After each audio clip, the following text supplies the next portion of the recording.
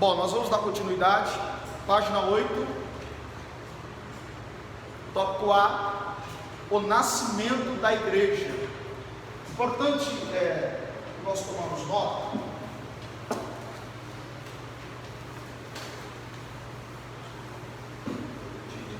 Oi? Eu estou sabendo. Vamos orar para Deus guardar a vida do nosso presbítero. O termo igreja, para quem não sabe, ela é uma palavra, vem de uma palavra grega chamada de eclésia, tá? E eclésia, traduzido para o português, significa chamado para fora.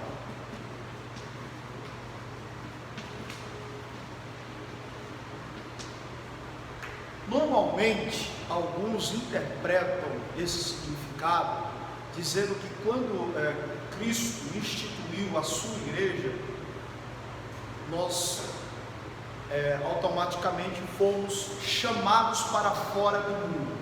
De fato, isso tem razão. Quando nós aceitamos a Cristo e ingressamos na igreja de Cristo, nós estamos sendo chamados para fora do mundo, para dentro de uma igreja. Mas se você prestar bem atenção, esse termo eclésia, chamado para fora, vai muito mais além do que sair ou saindo do mundo e entrando dentro de uma igreja. Esse termo eclésia traz o sentido de que Cristo, ao inaugurar a sua igreja, ao instituir a sua igreja, Jesus estava chamando a igreja para fora de um sistema. E qual era esse sistema? A começar pelo domínio do Império Romano.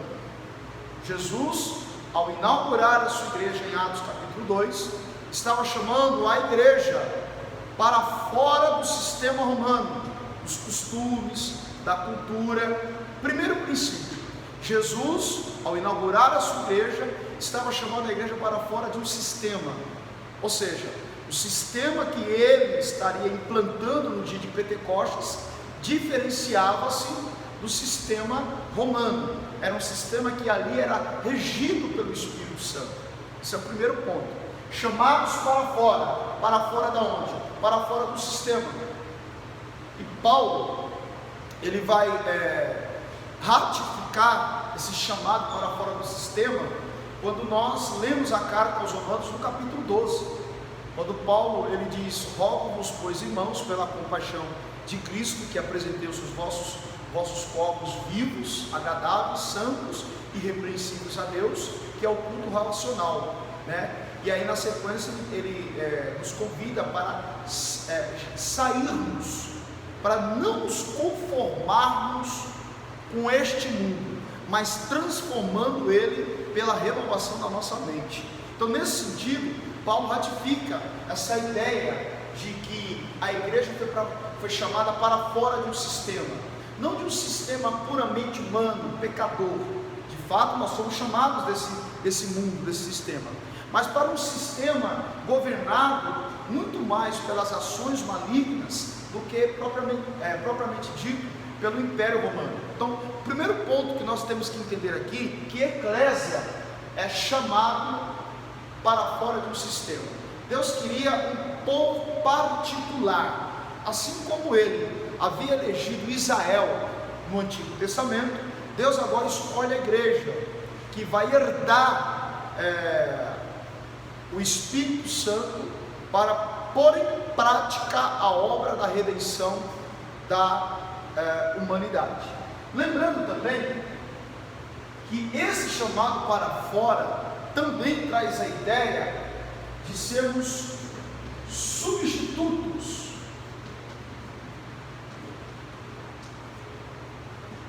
das obras de Jesus. Como assim? Antes de Jesus retornar ao Pai, antes dele levitar diante dos hebreus, até uma nuvem o encobrir, Jesus tinha dado uma recomendação para eles, dizendo: ficar em Jerusalém até que do alto eles fossem revestidos de poder. Uma inglês está chegando. Agora nós estamos estudando as epístolas do Novo Testamento, mas antes de entrarmos em cada epístola, nós estamos entendendo o mundo de Atos dos Apóstolos, o livro de Atos dos Apóstolos, que vai dar origem às cartas de Paulo. Tá bom? Pois não. Substitutos das obras de Jesus. Como assim? Quando ele recomendou para nós, ou para a igreja, não se ausentar de Jerusalém, até que eles fossem revestidos de poder, Jesus estava recomendando a eles para eles ficarem, receberem a virtude e exercer aquilo que ele estava encerrando na terra. Ou seja, na verdade, a igreja que vai nascer em Atos 2, ela é a substituta de Jesus na terra, com o auxílio do Espírito Santo. Ou seja, a igreja ela foi chamada para fazer as mesmas coisas que Jesus fez durante seu ministério terreno. A pergunta que surge é: estamos cumprindo com esse papel? E aí? Será que nós estamos exercendo esse papel de substitutos de Jesus? Lembra da aula passada? Você que está assistindo, você deve lembrar também, que nós falamos aqui que Atos capítulo 28, o livro termina, ou o capítulo termina, sem um término, uma incógnita. A sensação que nós temos ao ler Atos 28 é de que o autor deixou de continuar ou de dar um desfecho para a história. Todo livro que você pegar tem começo, tem meio e tem fim.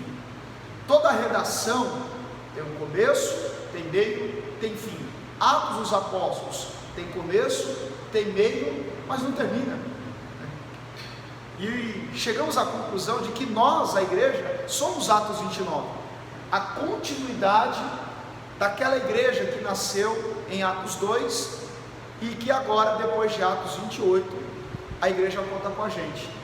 Só que também eu lamento informar, né, como eu já disse aqui, se a igreja primitiva ela estivesse entre nós hoje, nós deveríamos pedir perdão para eles por tornar a igreja tão diferente da qual eles iniciaram. Nós deveríamos pedir perdão, a começar pela questão pentecostal, né? Lembra da perguntinha que eu fiz? Quem aqui é pentecostal? Né? Não venhamos agora a responder a pergunta, porque acho que cada um de nós temos a nossa própria resposta, né? Vamos dar continuidade? Página 8, nascimento da igreja. Embora os primórdios da igreja retrocedam até antes da escolha dos 12, o Pentecoste assinala a data do nascimento da igreja. A vinda do Espírito Santo foi o cumprimento, página 9, da predição de João. Veja aí Lucas, capítulo 3, versículo 15 e o versículo 16. Lucas, capítulo 3, versículo 15, versículo 16. Alguns anos antes, né, aproximadamente aí 4 décadas antes, João Batista estava na beira do Rio Jordão, batizando, quando então ele entregou essa profecia que está aí em Lucas capítulo 3, versículo 15 e 16. Quem pode ler? Quem vai ler para nós? Está no povo em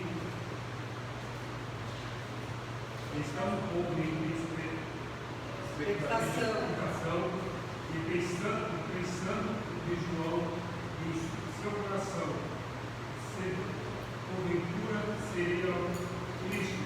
Respondeu João, dizendo: eu, na verdade, batizo com água, mas eis que vem aquele que é mais poderoso do que eu não sou digno de desatar a correia das sandálias. Esse vos batizará do que com fogo. Algo que chama atenção o nascimento da igreja se deu debaixo do fogo. Que coisa, né? Do fogo. Mas antes de chegar nessa questão do fogo, o que chama atenção é que, como eu disse, 40 anos antes, aproximadamente, pouco mais, um pouco menos, do nascimento da igreja, João Batista está nas águas do Jordão batizando. Importante lembrar que João Batista, o Batista aí não é o sobrenome de João, ok? O Batista aí é a profissão de João, porque ele é batizador, ele batiza com as pessoas nas águas do Jordão. A atividade de João, que ele, na verdade, ele tem a sua formação sacerdotal, ele é filho de sacerdote, mas ele abre mão do ministério sacerdotal por causa do sistema corrupto dos sacerdotes. E aí ele vai para o deserto, lá ele é criado com os essênios. Uma outra hora eu explico qual a função desse partido político chamado de essênios. Lá ele tem toda a sua formação separada do sistema corrupto dos sacerdotes. Ele era sacerdote, filho de sacerdote, mas abriu mão do sacerdócio para morar no deserto, para ter uma vida separada com Deus. Quando ele atinge a sua maioridade espiritual, aproximadamente aí para o judeu 30 anos, a maioridade espiritual para o judeu é com cerca de 30 anos de idade. Ele vem do deserto e vem pregando arrependimento. Se você pegar o livro de João, né, e o livro de Lucas, você vai ver que quando surge João, o Batista, não João, o apóstolo, importante lembrar que João, o apóstolo, não é o mesmo João, o Batista, tá? São dois Joões, né? Joões, diferentes. Esse João, o Batista, ele surge do deserto, pregando arrependimento, chamando todo mundo de víbora. Lembra? Raça de víbora, quem vos ensinou a fugir da ira futura? Alguém pergunta para ele se ele era o Cristo, se ele era o Messias. Ele diz: olha, eu não sou, eu sou uma voz, a voz que clama no deserto, endireitai os caminhos. Vocês conhecem a narrativa bíblica. Quando então esse João o Batista começa a batizar as pessoas se arrependem, né? E o que chama atenção é que as mensagens de João eram duras. As mensagens, as pregações. Aliás, João Batista só tinha 3 tipos de pregação. Ele só pregava 3 sermões: arrependei-vos, porque é chegado o reino dos céus; raça de víboras, quem vos ensinou a fugir da ira futura. E, se eu não me engano, tem mais uma mensagem que ele pregava, né? Pregava uma mensagem de conversão, né?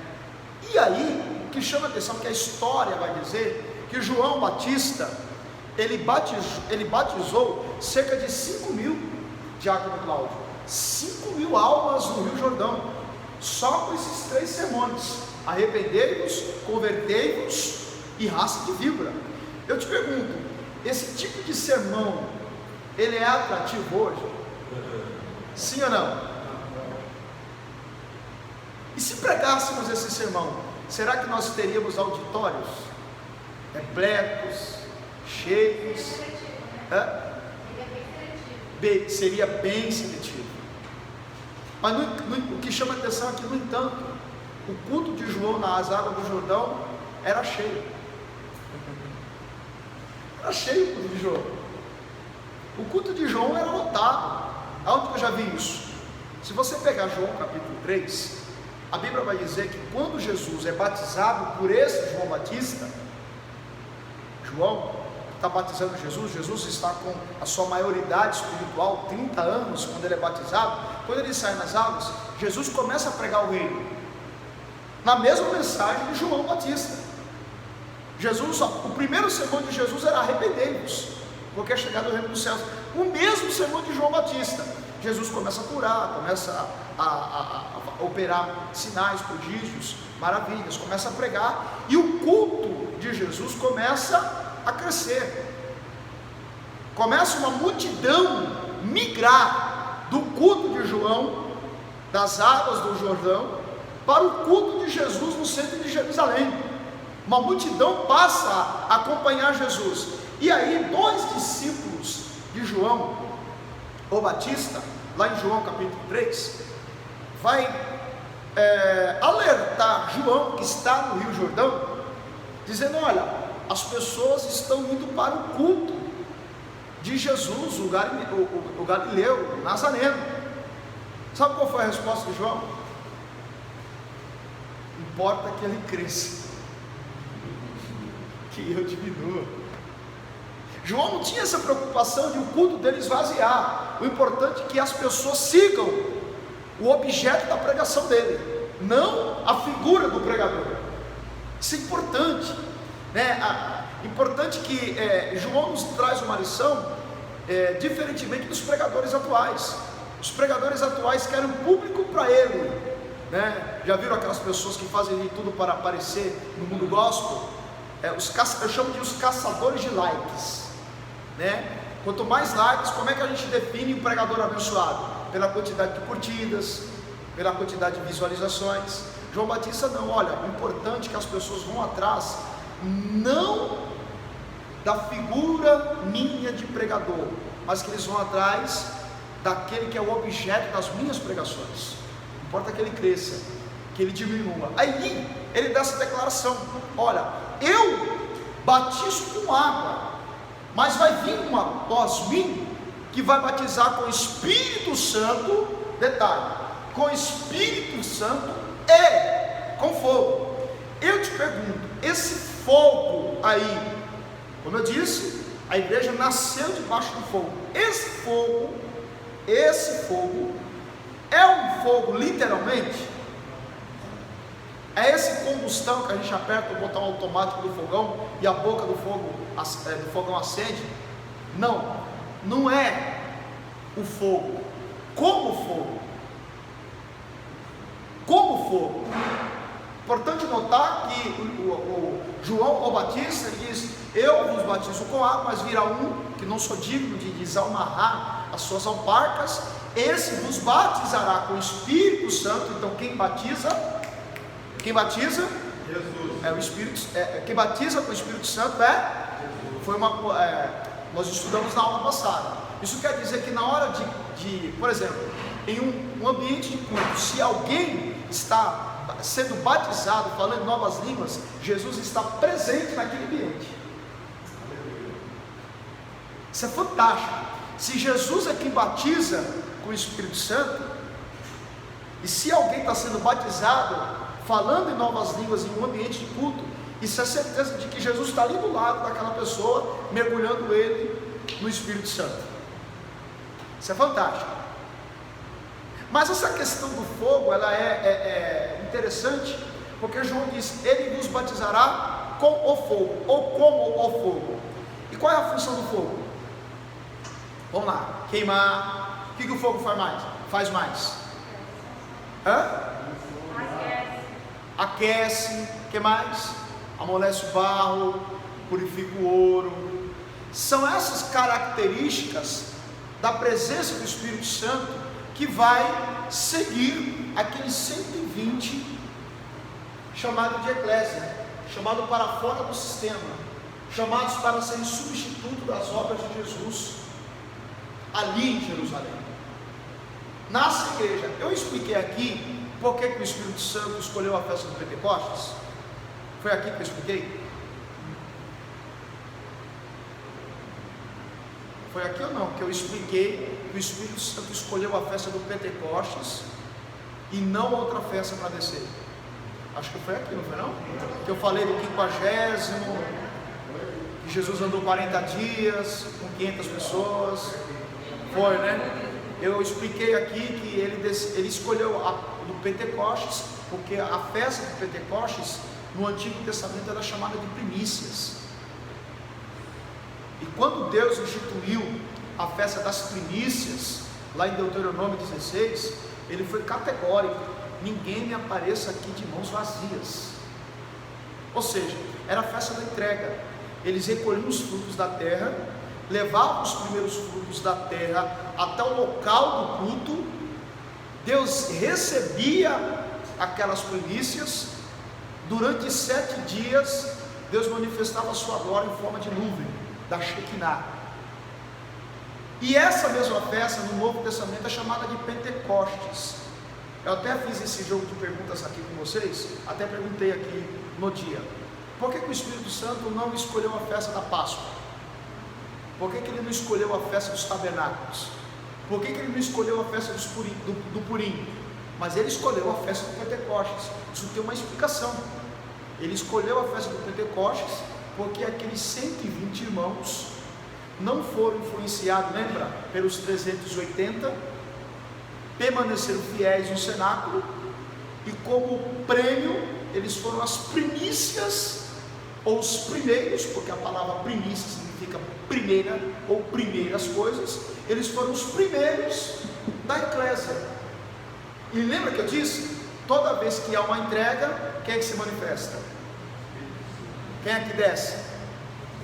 A mesma festa das primícias do Antigo Testamento. Eles entregavam os frutos da terra e Deus descia em forma de nuvem, Shekinah. Agora no Pentecostes, eles se entregam para o projeto. Eles se entregam para o projeto, e como fruto disso, ou como resultado disso, o Espírito Santo. E aí, com uma novidade, com o idioma do céu. Eles foram as primícias. Dando continuidade, pregação de João e da promessa de Jesus, Lucas 24:49, quando Jesus declarou ficar em Jerusalém. Pedro afirmou seu cumprimento da profecia de Joel, né? Se você pegar Joel capítulo 2, tá? Vamos lá, Joel, livro do profeta Joel.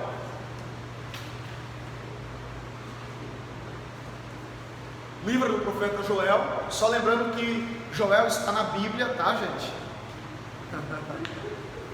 Ok? Não se assustem.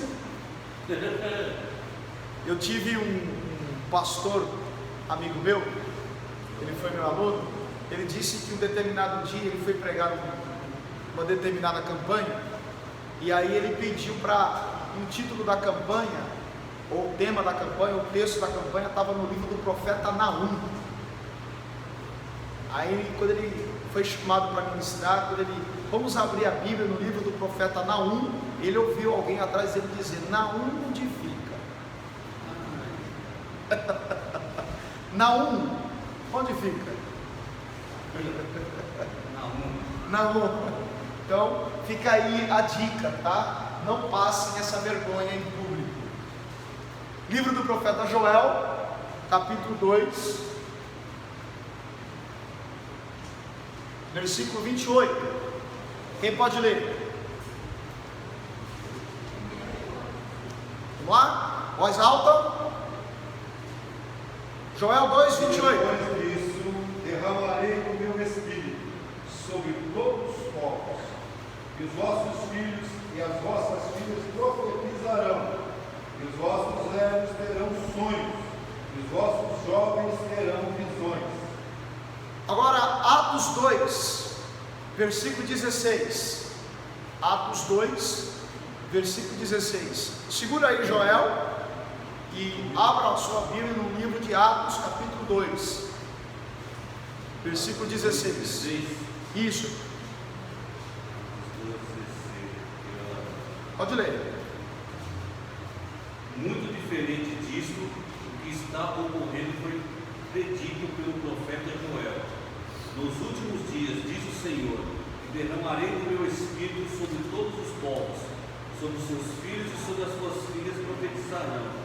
Os jovens terão visões e os velhos terão sonhos.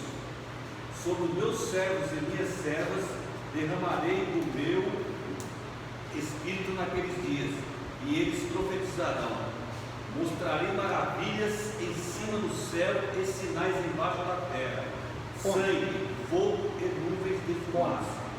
Se você pegar essa fala de Pedro, quando ele defende os irmãos que estão sendo batizados no dia da inauguração da igreja, porque os judeus de todas as partes ali da Ásia, eles se concentram em Jerusalém. Quando eles veem a cena dos irmãos literalmente embriagados pelo poder do Espírito Santo, eles acusam aqueles homens, aqueles galileus, de estarem embriagados às 9 horas da manhã.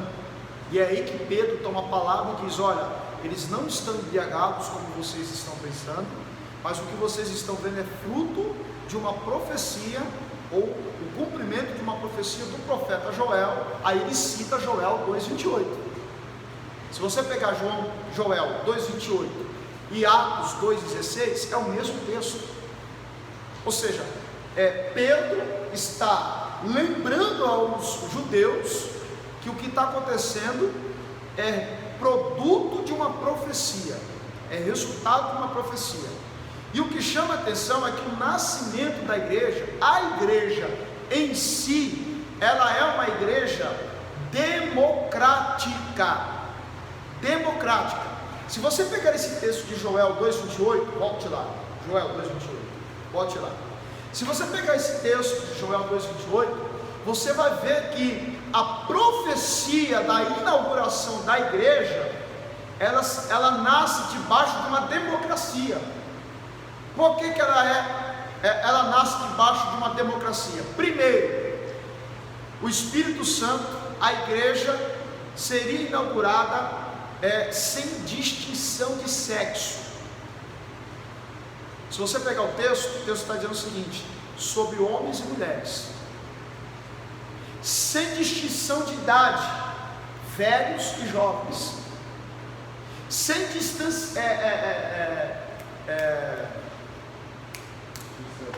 distinção de classe social, servos e servas. É ou não é uma instituição democrática? Só aí eu já entendo que a igreja não pode ter acepção de pessoas.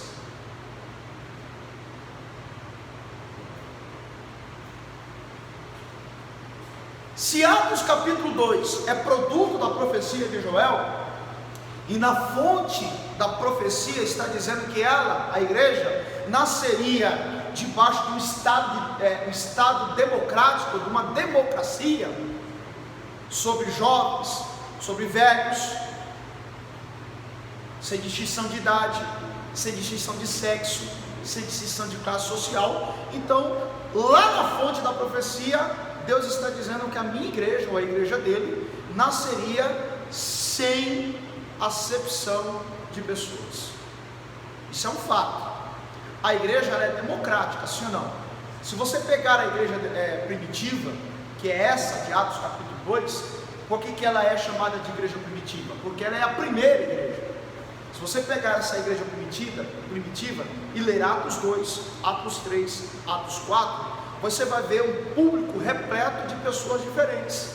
Você vai ver ricos e pobres, fazendeiros, camponeses.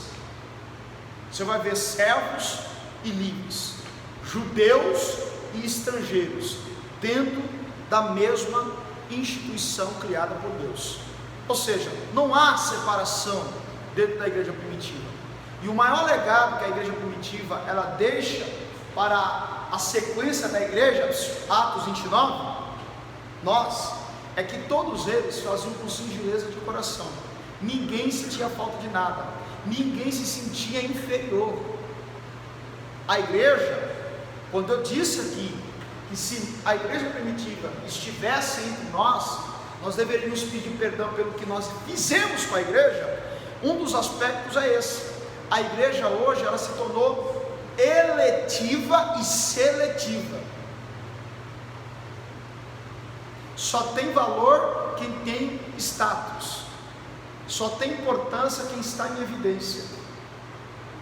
Isso já quebra aquele protocolo da igreja primitiva. Então isso não deveria existir entre nós. Não deveria existir essa distinção, essa separação, essa diferença, ainda que a igreja é composta por pessoas, e pessoas pensam diferente, agem diferente, mas não deveria ter seleção e eleição dentro da igreja, fazendo com que as pessoas fiquem diferentes. Por que a igreja hoje é mal vista dentro da sociedade? justamente por uma dessas razões, justamente essa, por causa das seleções e eleições que são feitas. Se fizermos uma pesquisa por aqueles que abandonaram a eclésia, você vai ver que em alguns casos a fonte das desistências ou dos desigrejados é justamente essa, a seleção que é feita dentro de uma igreja que deveria ser democrática. Então o pensamento aí de Joel 2,28 é igualdade. O Espírito vai descer e ele não vai escolher classe social, ele não vai escolher sexo, ele não vai escolher questão faixa etária. Por quê? Porque o Espírito Santo ele é democrático, né? Se fizermos aí um paralelo, né, bem grosseiro, o Covid também ele é democrático. Hoje nós, quem pôde acompanhar os noticiários, o presidente do principal hospital aqui de São Paulo e do país, o presidente do hospital Albert Einstein, diz que o Albert Einstein está em colapso. O termo que o presidente do hospital utilizou foi tragédia. Ele declarou que daqui a 2 semanas o Brasil ultrapassará os Estados Unidos da América. E tem um prefeito lá da cidade de Chapecó que ele disse o seguinte: se o Silvio Santos vier aqui com Covid se internar, não tem leito de UTI para ele. Não tem leito, ele, o prefeito dizendo, não tem leito para mim, não tem leito para morador de rua. Ou seja, o vírus ele é também democrático. Aliás, devemos orar, né, já que estamos falando de igreja, porque o atual governador baixou um decreto decretando que a igreja não é serviço essencial. Ele revogou? Depois da pressão que ele levou, né? Ele revogou a situação agora. Ele revogou, mas até ontem ele tinha. E aí é uma incoerência, né? Porque se a igreja não é serviço essencial, por que eles não, por que então não é vacinado os professores? Justamente porque a escola é um serviço essencial. É uma incoerência.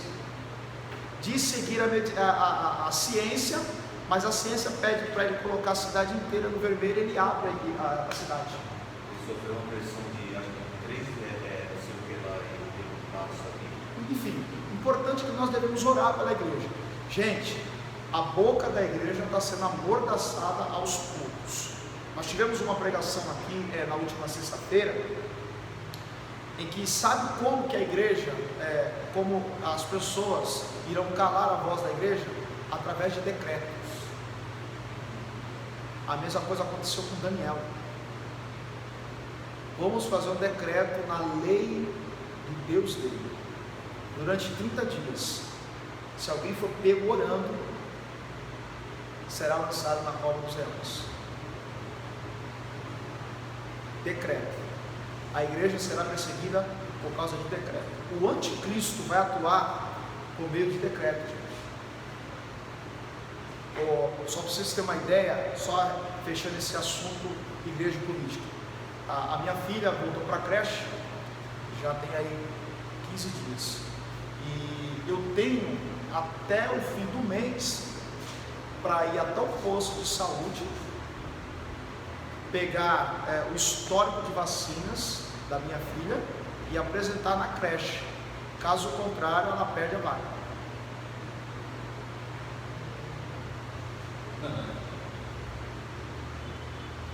Vamos lá? E se isso funcionar para a questão da Covid? Aquele que não for vacinado não tem direito a A, a B, a C. E aí? Hoje é a questão da vacina. Depois do arrebatamento é a questão da marca da besta. Vamos continuar? Bom, primeiro, ponto 1, lá embaixo. Organização de dirigentes. Vamos ver quem foram os primeiros dirigentes da igreja primitiva. Vocês lembram quantos apóstolos Jesus selecionou? Quantos apóstolos? 12. Esses 12 seriam responsáveis pela condução da igreja primitiva. Só que desses 12, 3 era do grupo particular de Jesus. Quem eram eles? Pedro, Tiago e João. E por que vocês acham que Pedro, Tiago e João estão sempre mais próximos a Jesus do que os outros 9? Por quê? Porque Jesus, por exemplo, Jesus sobe no Monte Tabor, se transfigura-se, aparece Elias e Moisés. E quem é que está com Cristo lá? Jesus vai para o jardim do Getsemane orar, quem ele chama? Jesus vai ressuscitar lá a filha de Jairo, chama para o quarto quem? Por que vocês acham? Por que Pedro, Tiago e João está sempre mais próximo de Jesus do que os outros 9? E aqui não se trata, mais uma vez, de acepção de pessoas, trata-se de competência, de chamada. Jesus sempre manteve próximo a ele Pedro, Tiago e João, porque é justamente Pedro, Tiago e João que serão os primeiros pastores da igreja primitiva. Todas as experiências pessoais e espirituais de Jesus no seu ministério terreno, Pedro, Tiago e João estavam próximos de Jesus, justamente Jesus os preparando para quê? Para conduzir a igreja primitiva depois que ele subir. Isso é importante notar, né? Veja aí, a organização de dirigentes.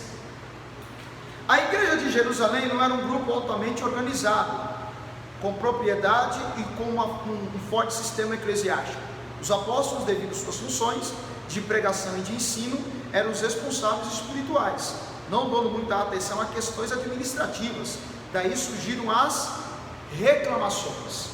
Então veja, a igreja nasce em Atos capítulo 2, só que não tem uma figura de líder, não tem uma organização eclesiástica. E a prova disso é Atos capítulo 6, versículo 1.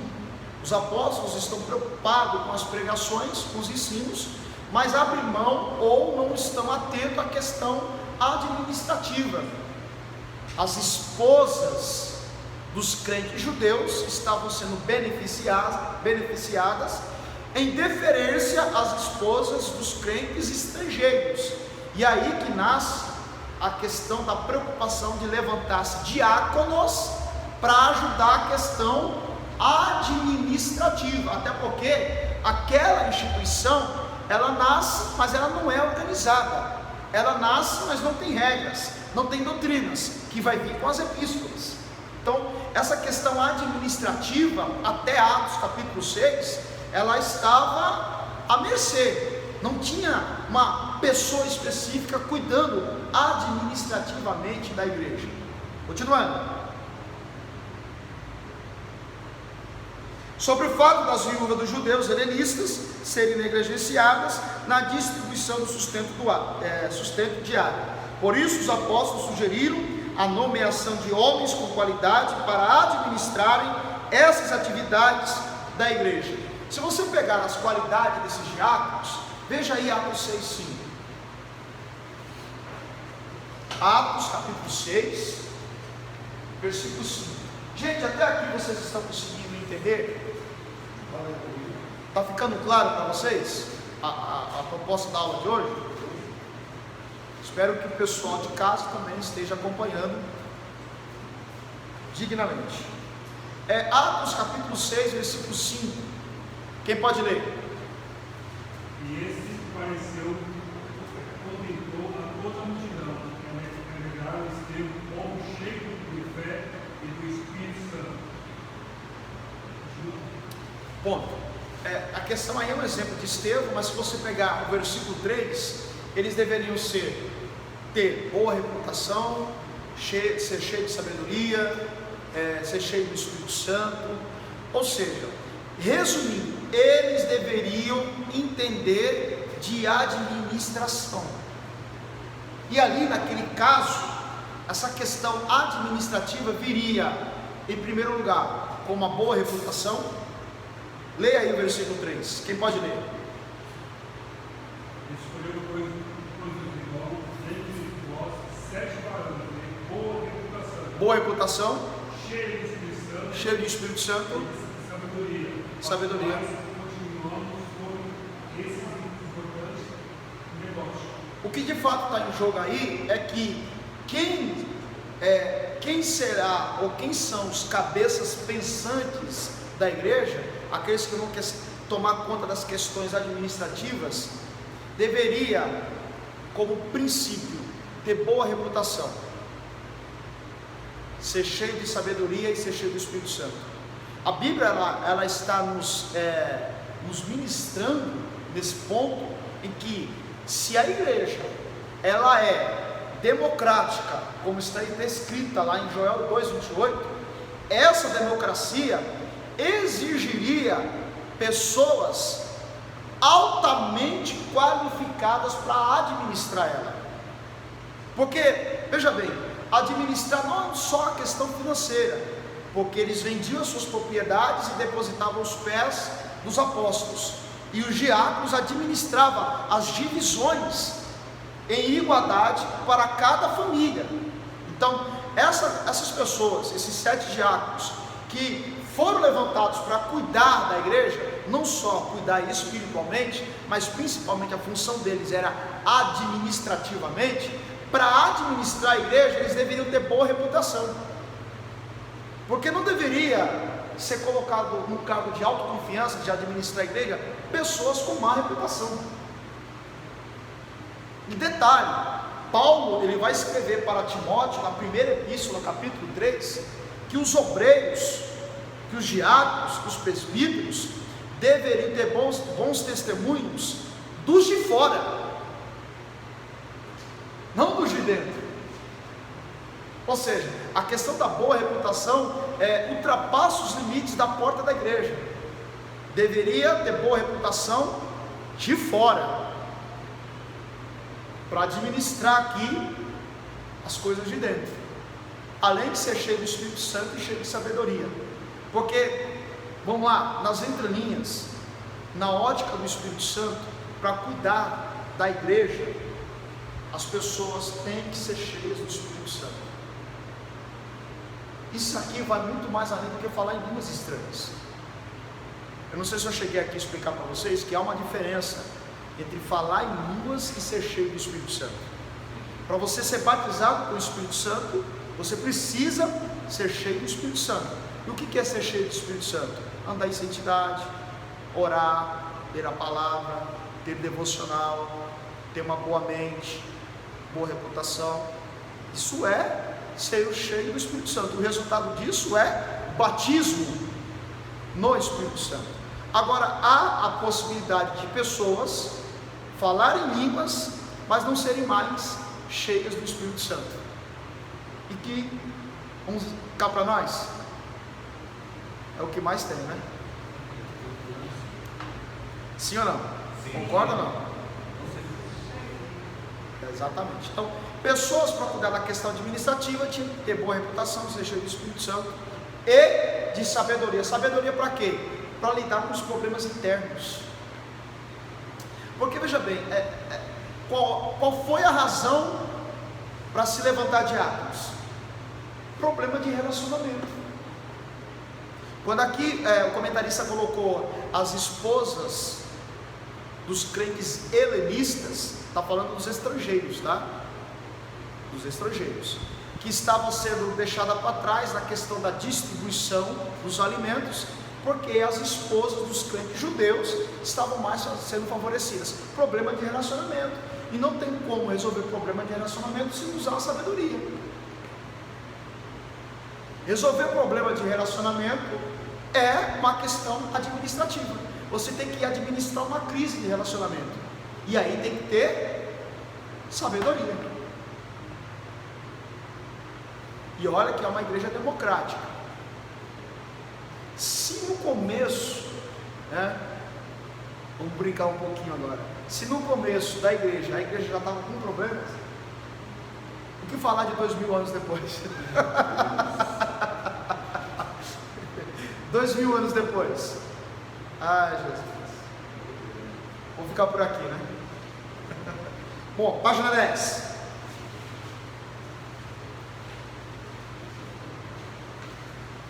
Ponto 2. Essa igreja teve um chamado comunismo primitivo.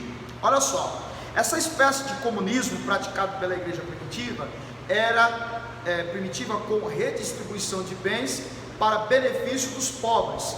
Veja Atos 2,45. Atos 2,45.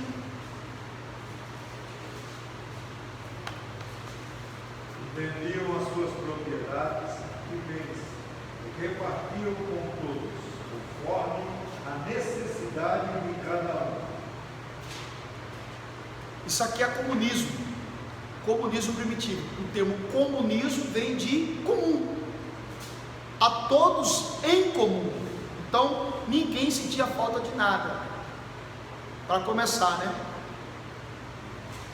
E hoje nós vivemos nesse estado de comunismo primitivo. É de se pensar, é uma reflexão. Ponto 3. A questão da realização dos cultos. Os cultos eram bem, vocês estão aí na apostila comigo? Bem simples. Realizavam-se tanto no templo como em casas particulares, onde havia ensino acompanhado pelo partir do pão e pela oração, da ceia e da oração. Ou seja, todos os cultos eles celebravam a ceia e oravam. Quando a Bíblia diz que os cultos eram simples, se você pegar, quem lembra aqui da queda de Eutico no terceiro andar? Atos capítulo 20, né? Aquele culto em que Paulo sobe no terceiro andar e ele celebra o culto. Aquele culto, se você ler o relato do texto de Atos 20, aquele culto começa com oração, louvor, palavra e ceia. Esses 4 elementos faziam parte do culto, essa liturgia, dividida em 4 partes, fazia parte do culto daquela igreja primitiva: oração, louvor, palavra e ceia, partir o pão. Esses eram os 4 elementos da liturgia dessa igreja primitiva, ok? Ainda sem ser doutrinada pelas epístolas que virão a seguir. Continuando. 4. Os dirigentes do período primitivo. Quem é? Agora vocês vão entender porque que eles faziam parte do grupo seleto de Cristo. Vou fazer a pergunta novamente: quantos apóstolos eram? 12. Quantos eram próximos de Jesus? 3. E quem era o mais íntimo? João. Que coisa, né? O grupo dos 12 era dividido em 3 compartimentos: a geral, os próximos e o íntimo, dando a entender que dentro de uma hierarquia eclesiástica nós temos a geral, os próximos e os íntimos. Se você levar isso para o seu rol de amizades, você vai ver que tem a geral, os próximos e tem aquela pessoa que é íntima sua. A vida é assim, ser igreja é assim. Mas no entanto, a geral, os próximos não é diferente do íntimo. Todos têm o seu grau de importância, mas vida com Deus e eclesiasticamente falando, temos que ter aquele íntimo, aquela pessoa que só ela pode te ver chorando. Principalmente quem está na linha de frente, quem está cuidando administrativamente da igreja.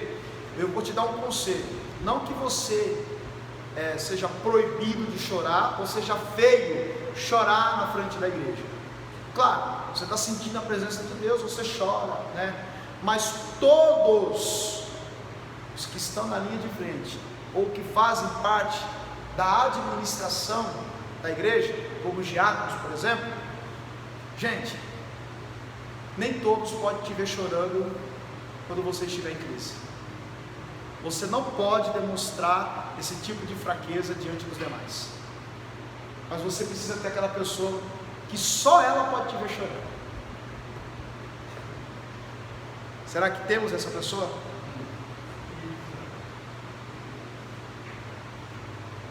É só você olhar para o grupo dos 12. A geral, os próximos e o íntimo. A geral, gente, você tem que demonstrar uma firmeza diante da geral. Por exemplo, a geral viu Jesus angustiado no Getsemane? A geral viu Jesus suar gota de sangue no Getsemane?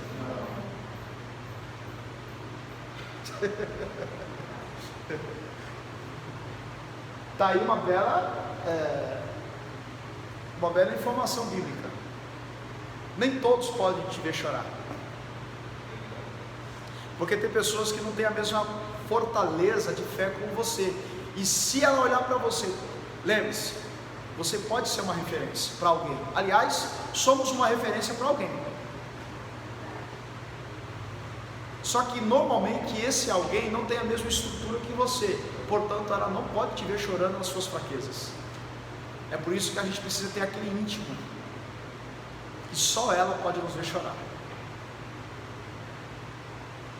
A geral não pode ver a gente chorar. A geral não pode saber não pode ver a gente fraco. É até louvável, né? Trazendo isso para o ministério, quando foi retirado os obreiros do púlpito e colocado na lateral. Porque, vamos lá, vamos ser sinceros, nem sempre a gente está com disposição para estar ali em cima do púlpito dando glória, gente. A gente nem sempre está 100%. Não é todo dia que a gente traz aquela palavra inspiradora. A gente passa por nossas crises. E aí o que acontece? Olha que sabedoria da nossa liderança. Colocou a gente do lado, para que a geral não olhasse para a nossa fisionomia nos momentos mais fracos da nossa vida. Leve isso para a sua fé. Intervalo aí de 5 minutinhos.